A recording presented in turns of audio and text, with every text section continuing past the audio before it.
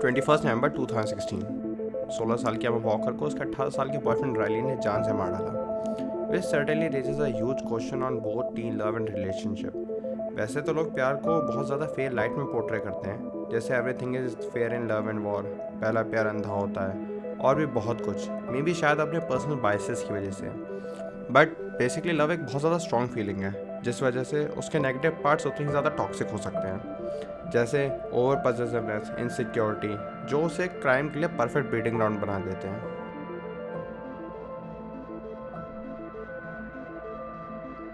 Which happened in this case, एमा और Rilee first time एक फुटबॉल गेम के दौरान मिले थे, जिसमें एमा चीयर लीडर थी और रायली अपनी टीम का फुटबॉल प्लेयर था। पहले तो दोनों में अट्रैक्शन था, लेकिन जल्द ही ये अट्रैक्शन रिलेशनशिप में बदल जाता है। शुरुआत में तो दोनों एक दूसरे के साथ बहुत खुश थे, इनफैक्ट अपने स्कूल के one of the most favourite couple थे, और एमा के घर वाले रायली को बहुत ज़्यादा पसंद भी करते थे।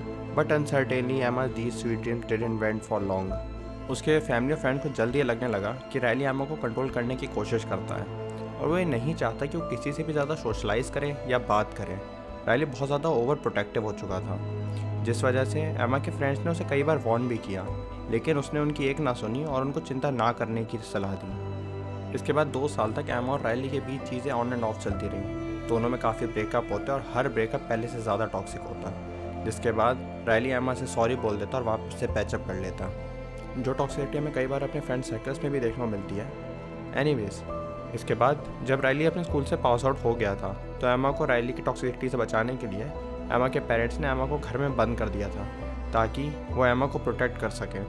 जिसके बाद मैजिकली एमा में उन्हें पॉजिटिव इम्पैक्ट देखने को मिले। वो सबसे सोशलाइज करने लगी, सबसे बातचीत करने लगी, इनफैक्ट वो अपने घर वालों के साथ बैठ के डिनर तक करने लगी थी, और उसने फ्रेंड को कॉल करके ये तक कहा था कि वो रायली से ब्रेकअप करके कितनी खुश है। लेकिन रायली सबसे बिल्कुल भी खुश नहीं था। नेवरदलेस उसने अपनी जान लेने तक की कोशिश की थी।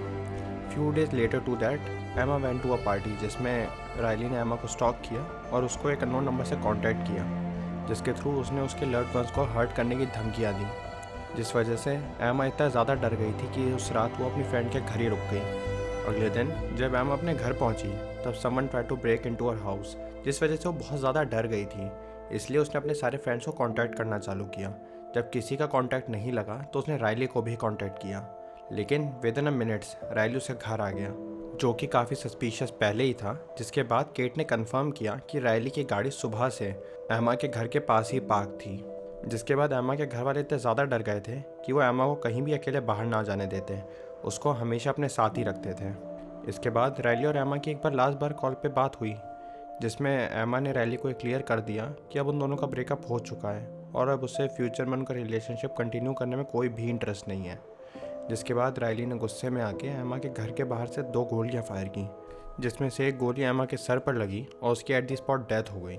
अगले दिन एमा की मदर जब उसे उसके कमरे में स्कूल के लिए उठाने आई, तो उन्होंने देखा कि एमा का शरीर पीला पड़ चुका था, जिस वजह से उन लोगों ने डर कर एम्बुलेंस को कॉल किया। शुरुआत में तो सबको लगा कि ये सुसाइड है, जो कि उसने इसलिए किया है क्योंकि उसका रायली से ब्रेकअप हो गया था।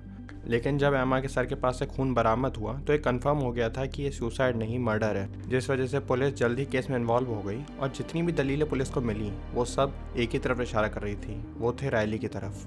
गन रायली के ग्रैंडफादर की थी, जिसको उसने उनके घर से ही चुराया था, जिसकी रिपोर्ट उनने एक दिन पहले ही पुलिस डिपार्टमेंट में की थी।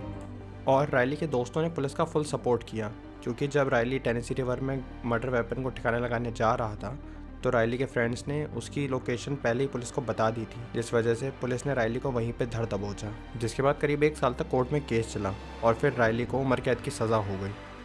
तो जैसे कि मैंने कहा था, लव के कुछ डार्क साइड्स भी हो सकते हैं, और जैसे love is the most beautiful thing on this planet, mostly wars has been fought for love, whether it's for religion और मनी।